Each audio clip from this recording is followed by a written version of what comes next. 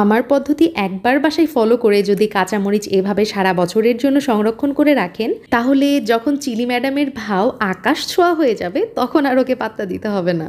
এখন মরিচের দাম অনেক কম, ৬০ থেকে ৮০ টাকার মধ্যেই আপনারা ১ কেজি পরিমাণ মরিচ কিন্তু আমার মতো কিনতে পাবেন।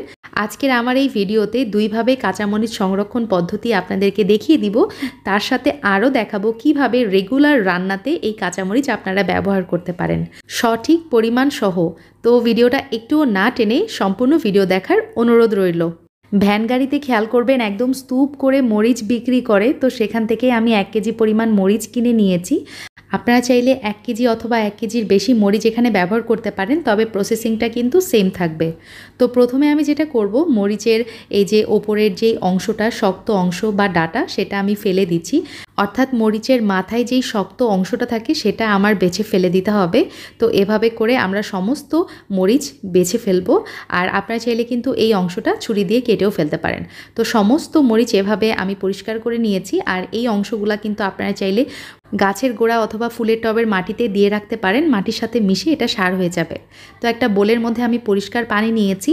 এখন এই কাঁচা মরিচগুলো পরিষ্কার পানিতে কতবার আমি ধুয়ে নিব, আমি 2 থেকে 3 বার এই কাজটা রিপিট করেছি। তো সুন্দরভাবে মরিচগুলো কতবার ধুয়ে নেওয়ার পর আমি একটা ছিদ্রি বলে এটা পানিটা ঝরতে রেখে দিচ্ছি। 1 ঘন্টার মতো এভাবে রেখে দিব।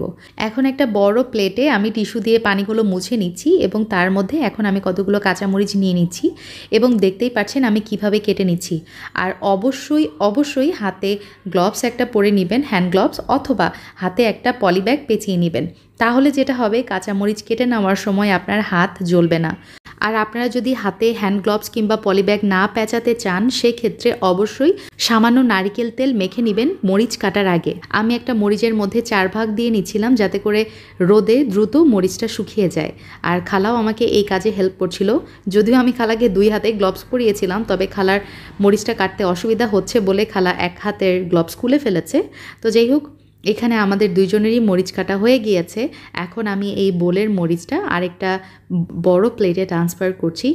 আর মরিচের লেয়ারটা কিন্তু অবশ্যই পাতলা হবে, আর পাতলা যত হবে তত কিন্তু রোদে শুকাতে সুবিধা হবে। আমি 2টা প্লেট নিয়েই ছাদে চলে আসছি।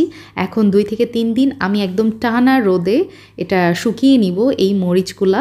আমি যেটা করেছি, প্রতিদিন সকালে নাস্তা করে তারপরে ছাদে দিয়ে আসতাম মরিচটা, আর একদম সন্ধ্যার আগে যে মরিচটা নিয়ে আসতাম।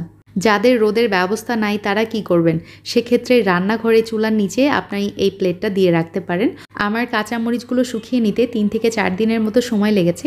মরিচের হাফ অংশ আমি একটা এয়ারটাইট পলিতে রেখে দিব, আস্ত রেখে দিব। আর হাফ অংশ আমি যেটা করেছি, এখানে ব্লেন্ড করে নিয়েছি, খেয়াল করেছে নিশ্চয়ই। আর এই যে ব্লেন্ড করার পর আমার মরিচের গুঁড়াটা এমন হয়েছে, কাঁচা মরিচের গুঁড়া। তো এইভাবেই কিন্তু আপনারা 6 মাস পর্যন্ত মরিচটা সংরক্ষণ করে রাখতে পারেন। 1 মাস পর 1 দিন করে রোদে দিলেই হয়ে যাবে, আরও বেশি দিন ভালো থাকবে এই কাঁচামরিচ। আর ডিপ ফ্রিজে রাখলে তো কোনো কথাই নেই, 1 বছর পর্যন্তও ভালো থাকবে। লাল মরিচের গুঁড়া তরকারিতে যেরকম ব্যবহার করেন ঠিক সেই পরিমাণেই এটাও ব্যবহার করতে হবে। আমি 1 চা চামচ মতো দিয়ে দিলাম। আমি 4 জনের জন্য এই তরকারিটা রান্না করছি।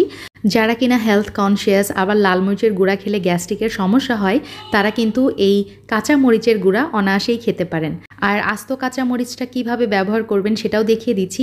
আজকে আমি রান্না করছি আলু শাক ঘন্ট, এই জন্য ডালের মধ্যে আমি পেঁয়াজ এবং কাঁচামরিচ, ওই যে শুকনো কাঁচামরিচ দিয়ে দিলাম, তার মধ্যে আদা বাটা, হলুদের গুঁড়া এবং তার সাথে দিয়েছি লবণ এবং সয়াবিন তেল দিয়ে চুলার জালটা অন করে জাল করতে থাকবো। তারপরে বলক চলে আসবে, যখন ডাল সিদ্ধ হয়ে যাবে তখন পালং শাক দিয়েছি এবং লাস্টে নামানোর আগে আমি বাগার দিয়ে নিয়েছি। ব্যাস হয়ে গেছে। খেয়াল করেছে নিশ্চয়ই, কাঁচামরিচগুলো কিন্তু একদমই সতেজ মনে হচ্ছে। শুধু তাই নয়, যে কোনো রান্নাতেই কিন্তু এভাবে কাঁচামরিচ আপনারা ব্যবহার করতে পারেন। তো আজকের আমার রেসিপি ভালো লাগলে please give me a Thums up. আবার দেখা হবে। আল্লাহ হাফিজ, আসসালামু আলাইকুম।